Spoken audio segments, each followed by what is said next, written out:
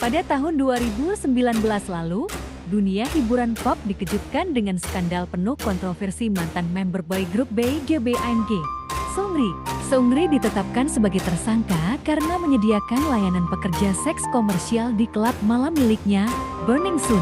Tentu saja skandal tersebut langsung menggemparkan seluruh dunia, apalagi kasus tersebut juga menyeret beberapa idol lainnya, seperti Ko Yang Hun Ah, Tinggi, Island dan Yang Jun Hyung Highlight.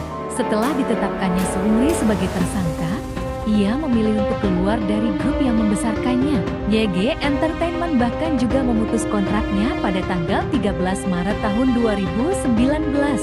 Kasus bullying Kim Garam menjadi salah satu kasus yang paling menggemparkan dunia hiburan pada tahun ke-2022. Kasus tersebut bermula dari foto-foto pradebut Garam yang merujuk pada tindakan perundungan. Tidak berhenti sampai situ, seseorang yang mengaku sebagai korban Kim Garam langsung menyewa pengacara untuk membawa kasus tersebut ke meja hijau. Anehnya, saat itu HYB justru membantah semua tuduhan tersebut dan mengatakan itu adalah fitnah. Konflik kian memanas, sampai Menteri Pendidikan Korea Selatan pun ikut turun tangan dalam kasus Kim Garam. Akhirnya, HYB pun memutuskan untuk mengeluarkan Kim Garam dari Line SSRAFM. Pada tahun 2011, Daesung BJBANG dituduh menewaskan pengendara motor yang tertabrak mobilnya. Saat itu, ia difitnah sengaja menabrak lagi si pengendara motor yang sudah sekarat saat tabrakan pertama. Namun, akhirnya Daesung dibebaskan karena tidak ada bukti yang kuat bahwa pengendara motor tersebut masih hidup saat tabrakan pertama. Kemungkinan besar, pengendara motor tersebut memang sudah tewas saat Daesung menabraknya pertama kali. Kasus perundungan memang menjadi kasus yang paling sering terjadi di kalangan industri hiburan Korea Selatan. Kasus perundungan kali ini dialami oleh Mina, mantan member girl group AOA. Setelah keluar dari grup, Mina mengatakan bahwa ia dirundung oleh teman satu grupnya, Jimin, selama 10 tahun.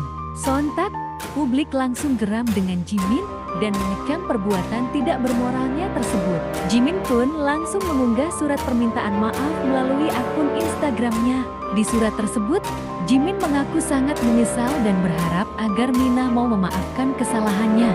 Setelah mengetahui skandal tersebut, FNC Entertainment, agensi AOA, langsung mengeluarkan Jimin dari grupnya. Skandal yang sama terjadi pada Lee Hyun Jo, mantan member girl group April. Kasus tersebut bermula saat adik laki-laki Lee Hyun Jo mengungkapkan bahwa ia menerima perlakuan tidak menyenangkan dari sesama member April.